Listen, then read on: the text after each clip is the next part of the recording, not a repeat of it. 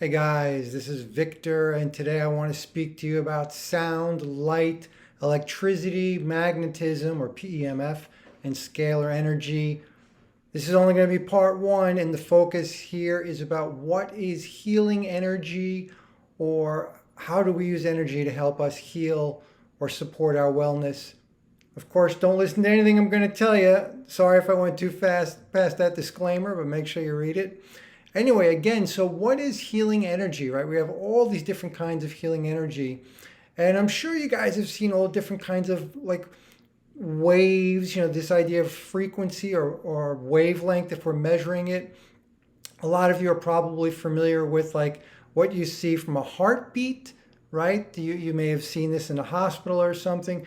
In this case, you're seeing this image, you're seeing a frequency and a pulse, right? So your heartbeat, often we might say a pulse rate, right? So anyway, we have many different ways to visualize it. And here now you're looking at the ocean, right? The waves in the ocean. Now you can feel the energy. If you go out into the water and you're standing at chest height, you'll feel those waves hit you. And in this case, we've got pretty big waves, right? We could say the wavelength is pretty wide, right? You can see it coming in and then it's going to hit you. You're going to feel that power hitting you. And another way to think of waves and how this energy moves is a rope, right? If two people hold a rope and then you just kind of whip it, you'll send that wave energy across, right? So these are in our common daily experiences, we can see wave energy. Water is the best way to help us visualize it because we can really see it. And then, of course, all of our speaking and hearing is based on sound. This is that energy going through the air, okay? So I'm going to talk more and more as I go along here to help you understand, get a better grasp of energy and the differences that, between all these different types of energy, right? There's so many other types of energy, not only what you see here.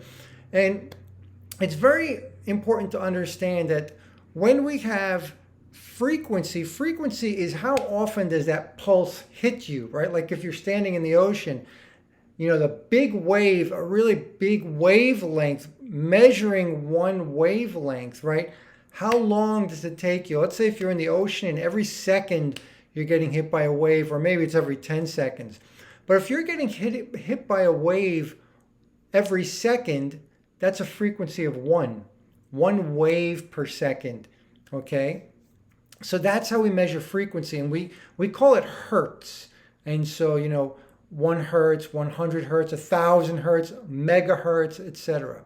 Okay, and the wave length and the speed of the wave have a very tight relationship, right? They're inversely proportional, we would say, right? So if your wave is very small, so imagine not in the ocean, but you're in a pool, right? And then someone is splashing water. You've got little wavelengths and you've got many hitting you at one time. Moving through water, waves move pretty slow. Through air, they move faster, right? Like sound moves much faster. Anyway, we're going to talk more about this. So let's keep going. And again, let me emphasize, these are not the only types of energy. There are a lot of other kinds of energy, but I want to focus here. And I'm not going to talk too much. I'm not going to talk about things like plasma energy or even the mechanical energy. Like think about when you're getting a massage, right? That's energy. Someone is putting or pushing you, right? You feel that energy from them, right? But that's not what we're talking about here. I'm also not talking about like throwing a baseball, right? That's another way to transfer energy, right? Here we're going to be talking about sound, light, electricity, magnetism, and scalar, okay? So again, let's move forward.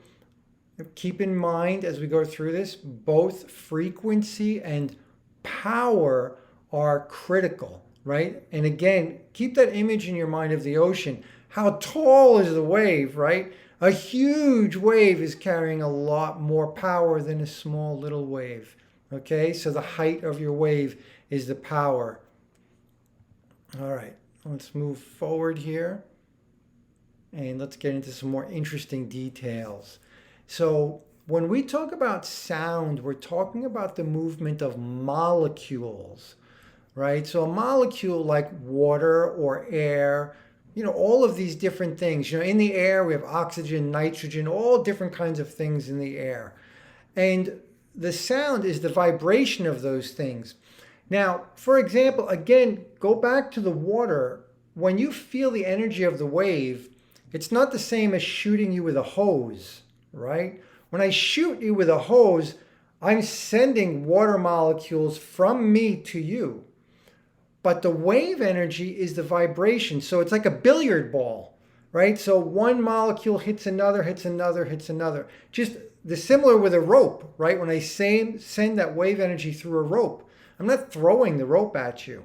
I'm sending the wave energy. Sound is the same way. So we're vibrating the molecules in water or in air. And the speed of sound in air is 767 miles per hour. And you've probably heard this idea of like breaking the speed barrier, like our fighter jets when they go really fast. Okay, so sound is really fast. It moves much faster through a crystal, by the way. I have another video on that, so I won't go into details here. But the medium, sound needs something to go through, right? So notice it can't go through a vacuum. It needs something. It needs the molecules to vibrate. And going through air or through water or through metal or through crystal will change the speed of sound. Okay, and again, this is another very interesting topic. And so sound has very high conductibility, meaning it'll go through just about anything, right? Sound will travel through just about anything. You'll feel things vibrate, right? Yet it can't go through a vacuum, right? So it's kind of easy to block sound too, so it won't penetrate everything. We can block it, right? We have, like if you're creating a sound studio, you use special materials to try to block the sound, right? Now, if we look at light is very, very unique because light is a wave and yet also it is photons. So light defies our understanding because it is both wave and particle. It is insanely fast. That is 670 million miles per hour. So it's about 1 million times faster than sound. And it's very easy for us to block light, right? Very, very easy. Close your windows, close your door, just make it dark in the room. You can block all the light, right? So light cannot penetrate things very easily, although it also depends on the frequency. We'll talk about that more. And very special, light can go through a vacuum, right? Light travels across space. It doesn't need anything to conduct it. It just can go because the photons travel through empty space.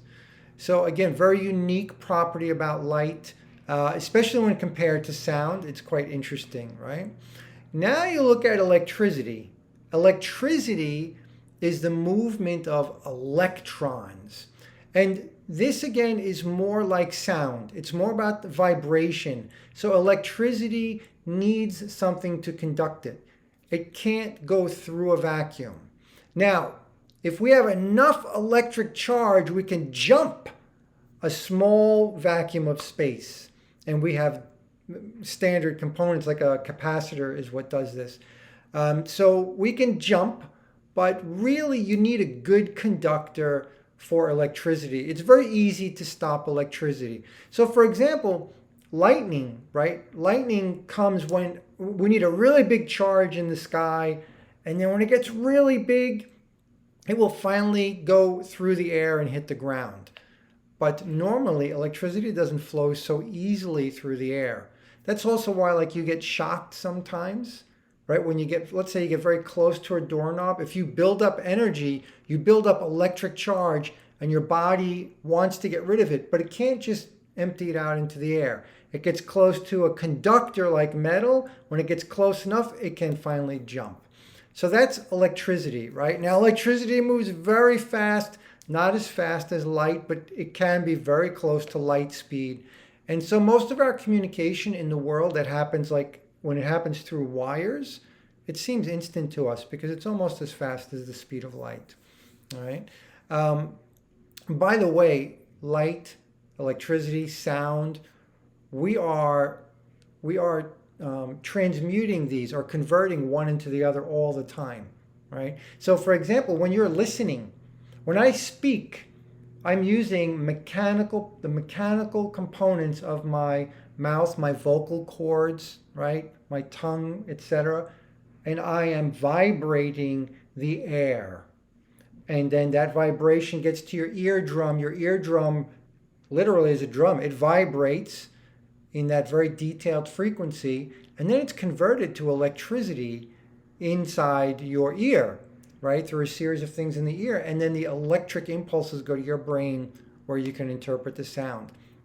Your eyeballs, they are receiving light, and they are converting the light to electrical signals going into your brain, right?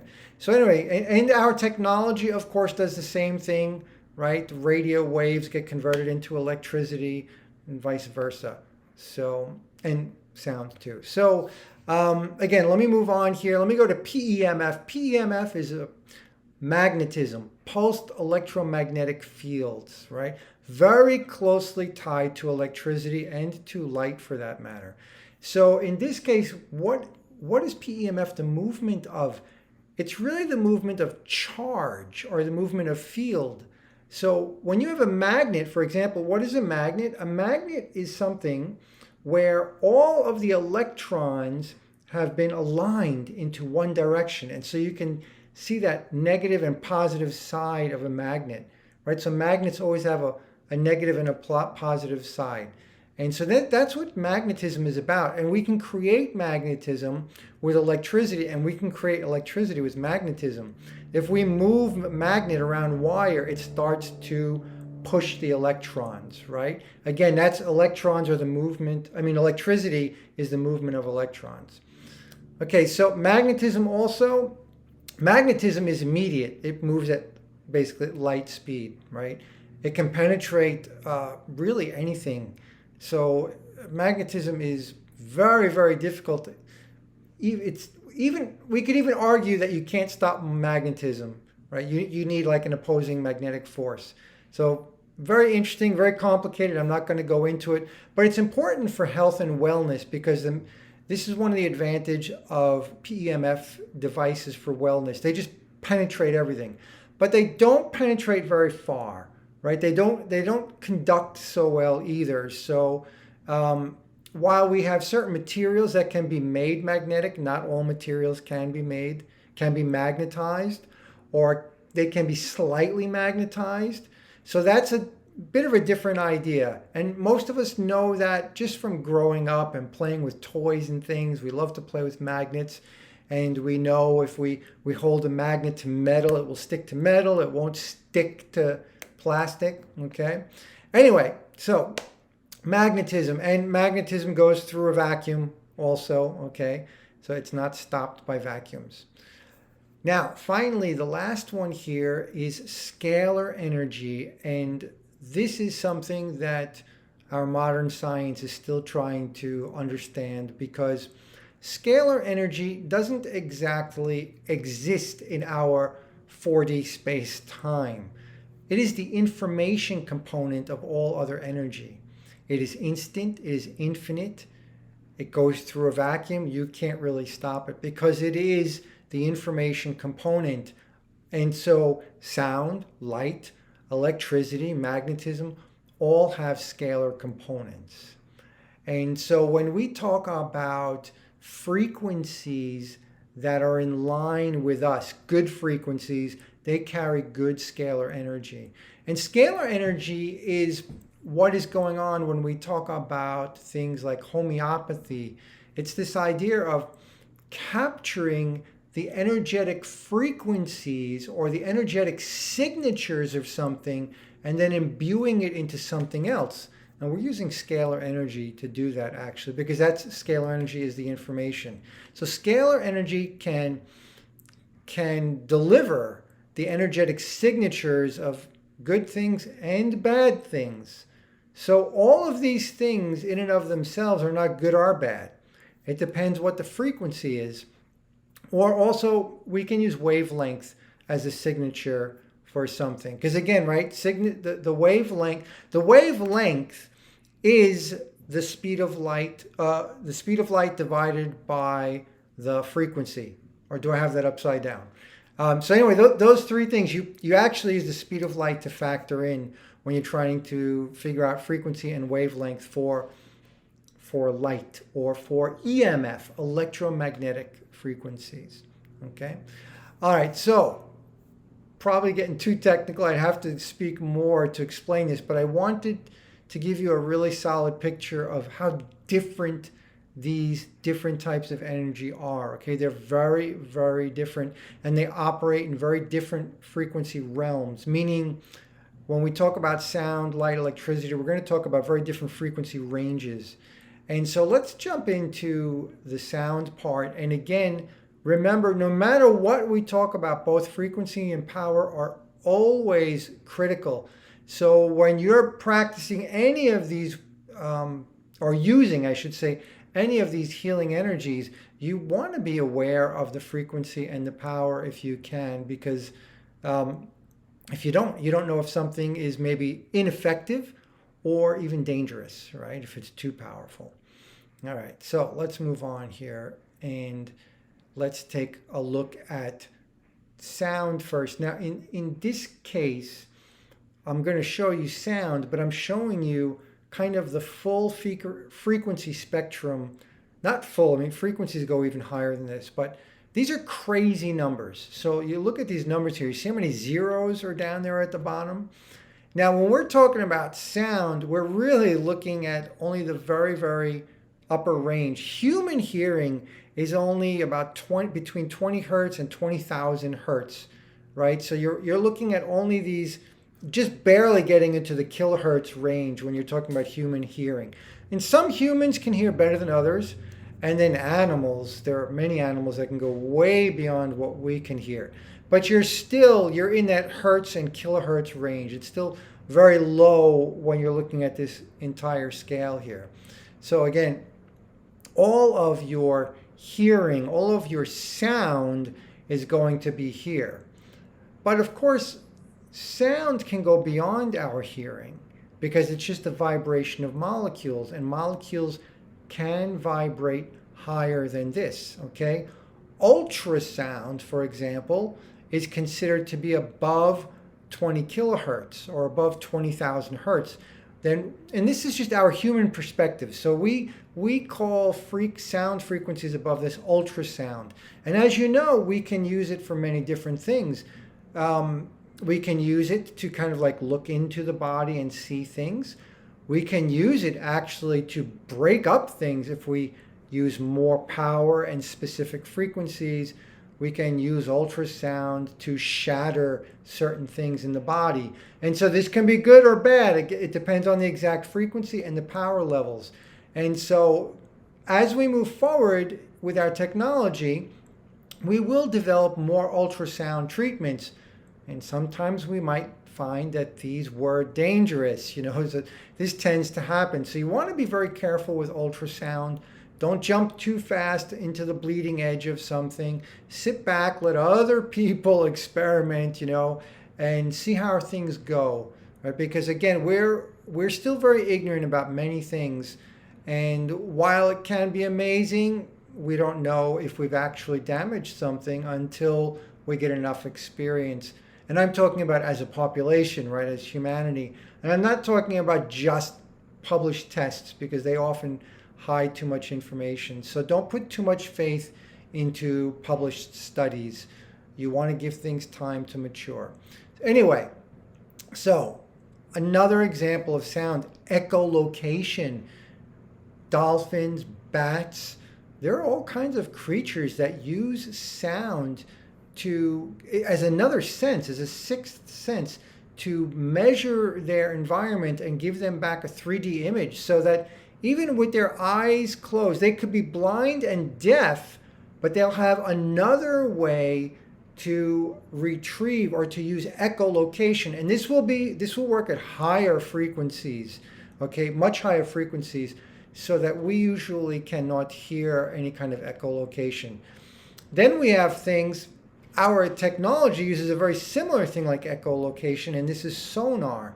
And sonar too can go from very, very low frequency, like down to 1 hertz, up much, much higher, even approaching a megahertz. And this is actually quite terrible for the ocean creatures when our submarines and ships use sonar, because they're using too much power and frequencies that are not good. But as a tool, echolocation and sonar is pretty cool, especially for the animals that can use it. And by the way, even dolphins and bats can use echolocation as a weapon. So for example, a dolphin can stun fish, and they do stun fish with their echolocation. So that again will give you an idea of the power of sound for good or for bad, right? So again, we want to know what's going on, because I'm talking about this in regards to wellness, and we already do have wellness devices out there that use ultrasound, but we want to be careful. So you don't see me really recommending or talking about it too much, but I will in the future, because there are some ultrasound devices that I do like. Okay, so again, this is the range, but when you start going up to that higher range, things start to get scary, start to get dangerous, and we're not even fully aware of the negative impacts that things like our sonar are having. So be careful. If you're going to jump into a ultrasound device or something, just be really careful with what you're doing. Make sure you know what's going on. Keep in mind that frequency and power are always critical. And I think that's about it for now. I think I'm done with the sound section, and I'll save the rest. I'll jump into light next in part 2, because this video is already too long. I was hoping to make these pretty short. But I hope you find this helpful and interesting, and you're going to see when we go into the light and the electricity, etc., we're going to go into those higher frequencies. So thank you for watching, and I hope you found this helpful or at least entertaining.